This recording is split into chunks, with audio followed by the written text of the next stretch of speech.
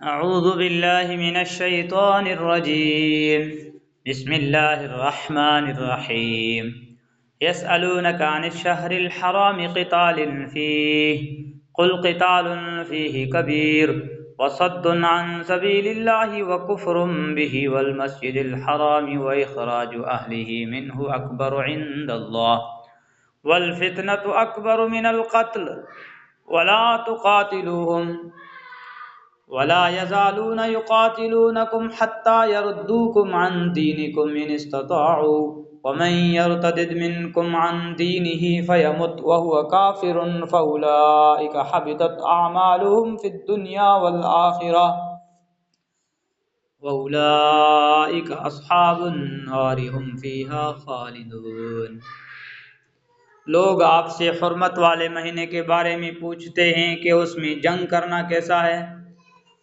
آپ کہہ دیجئے کہ اس میں جنگ کرنا بڑا گناہ ہے، مگر لوگوں کو اللہ کے راستے سے روکنا، اس کے خلاف کفر کی روش اختیار کرنا، مسجد حرام پر پابندی لگانا، مسجد حرام پر بندش لگانا اور اس کے باسیوں کو وہاں سے نکال باہر کرنا اللہ کے نزدیک زیادہ بڑا گناہ ہے، اور فتنہ قتل سے بھی زیادہ سنگین چیز ہے۔ اور یہ کافر تم لوگوں سے برابر جنگ کرتے رہیں گے یہاں تک کہ اگر ان کا بس چلے تو یہ تم کو تمہارا دین چھڑانے پر آمادہ کر دیں، اور اگر تم میں سے کوئی شخص اپنا دین چھوڑ دے اور کافر ہونے کی حالت ہی میں مرے تو ایسے لوگوں کے اعمال دنیا اور آخرت دونوں میں اکارت ہو جائیں گے۔ ایسے لوگ دوزخ والے ہیں، وہ ہمیشہ اسی میں رہیں گے۔ سورہ توبہ میں 4 مہینوں کو اشہر حرم کہا گیا، یعنی حرمت والے مہینے۔ حضرت صلی اللہ علیہ وسلم نے ان کی تشریح کرتے ہوئے فرمایا کہ یہ 4 مہینے رجب، ذوالقعدہ اور ذوالحجہ اور محرم ہیں۔ ان مہینوں میں جنگ منع ہے، البتہ اگر کوئی دشمن حملہ کر دے تو اپنا دفاع کیا جا سکتا ہے۔ اگر ایک مرتبہ ایک سفر کے دوران چند صحابہ کی کچھ مشرکین سے جھڑپ ہو گئی اور مشرکین میں سے ایک آدمی عمرو بن زمری مسلمانوں کے ہاتھوں مارا گیا۔ یہ واقعہ جمادی ثانیہ کی 29 تاریخ کی شام کو واقع ہوا، لیکن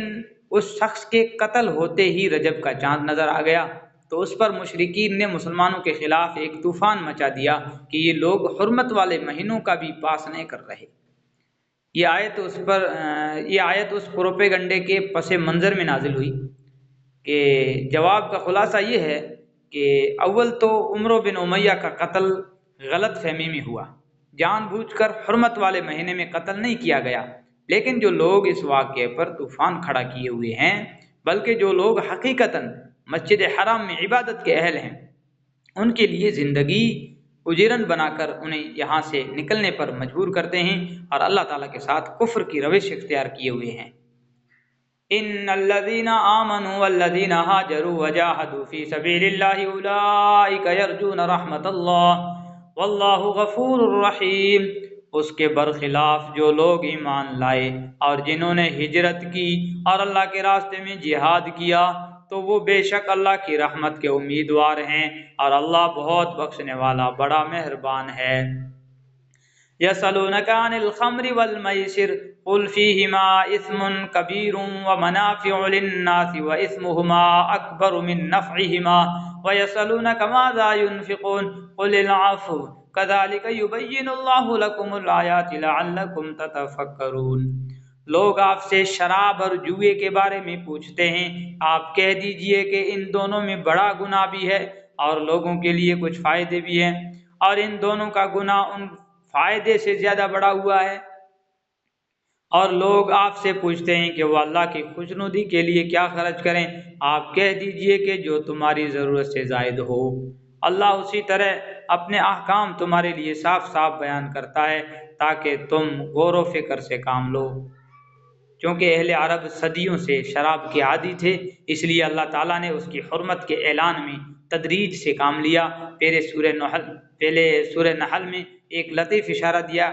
نشہ لانے والی شراب اچھی چیز نہیں ہے، پھر سورہ بقرہ کی اس آیت میں قدر وضاحت سے فرمایا کہ شراب پینے کے نتیجے میں انسان سے بہت سی ایسی حرکتیں سرزد ہو جاتی ہیں جو گناہ ہیں، اگرچہ اس میں کچھ فائدے بھی ہیں مگر گناہ کے امکانات زیادہ ہیں۔ پھر سورہ نساء میں یہ حکم آیا کہ نشے کی حالت میں نماز نہ پڑھو۔ بالآخر سورہ مائدہ میں شراب کو ناپاک اور شیطانی عمل قرار دے کر اس سے مکمل پرہیز کرنے کا صاف صاف حکم دے دیا گیا۔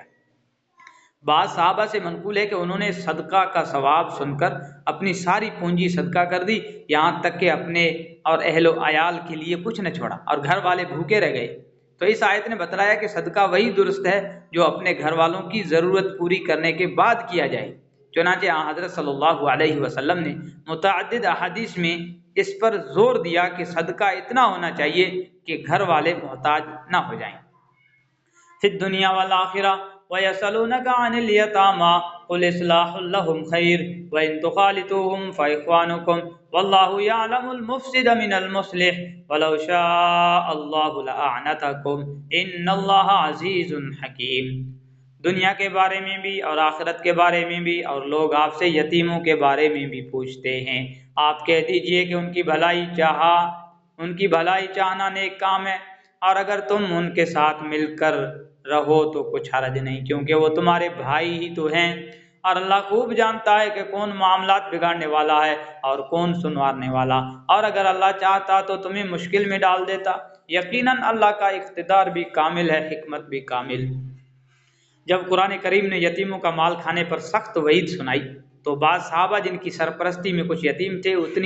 اتنی احتیاط کرنے لگے کہ ان کا کھانا الگ پکواتے اور انہیں الگ ہی کھلاتے، یہاں تک کہ اگر ان کا کھانا بچ جاتا تو خراب ہو جاتا، اس میں تکلیف بھی تھی اور نقصان بھی۔ اس آیت نے واضح کر دیا کہ اصل مقصد یہ ہے کہ یتیموں کی مصلحت کا پورا خیال رکھا جائے، سرپرستوں کو مشکل میں ڈالنا مقصد نہیں ہے، لہذا ان کا کھانا ساتھ پکانے اور ساتھ کھلانے میں کوئی حرج نہیں، بس شرط یہ کہ معقولیت اور انصاف کے ساتھ اور ان کے مال سے ان کے کھانے کا خرچ وصول کیا جائے۔ پھر اگر غیر ارادی طور پر کچھ کمی بیشی ہو بھی جائے تو معاف ہے، ہاں جان بوجھ کر ان کو نقصان نہ پہنچایا جائے۔ رہی یہ بات کہ کون انصاف اور اصلاح سے کام لے رہا ہے اور کس کی نیت خراب ہے، اسے اللہ تعالیٰ خوب جانتا ہے۔ وَلَا تَنكِحُوا الْمُشْرِكَاتِ حَتَّى يُؤْمِنْ وَلَأَمَةٌ مُؤْمِنَةٌ خَيْرٌ مِّن مُّشْرِكَةٍ وَلَوْ أَعْجَبَتْكُمْ وَلَا تُنكِحُوا الْمُشْرِكِينَ حَتَّى يُؤْمِنُوا وَلَعَبْدٌ مُّؤْمِنٌ خَيْرٌ مِّن مُّشْرِكٍ وَلَوْ أَعْجَبَكُمْ أُولَٰئِكَ يَدْعُونَ إِلَى النَّارِ وَاللَّهُ يَدْعُو إِلَى الْجَنَّةِ وَالْمَغْفِرَةِ بِإِذْنِهِ وَيُبَيِّنُ آيَاتِهِ لِلنَّاسِ لَعَلَّهُمْ يَتَذَكَّرُونَ۔ اور مشرک عورتوں سے اس وقت تک نکاح نہ کرو جب تک وہ ایمان نہ لے آئیں، یقیناً ایک مومن باندی کسی بھی مشرک عورت سے بہتر ہے، چاہے وہ مشرک عورت تمہیں پسند آ رہی ہو،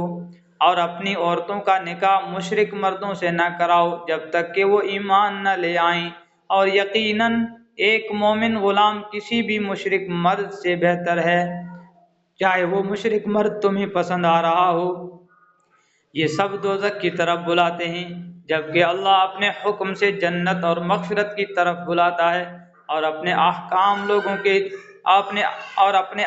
لوگوں کے سامنے صاف صاف بیان کرتا ہے تاکہ وہ نصیحت حاصل کریں۔ صدق اللہ العظیم۔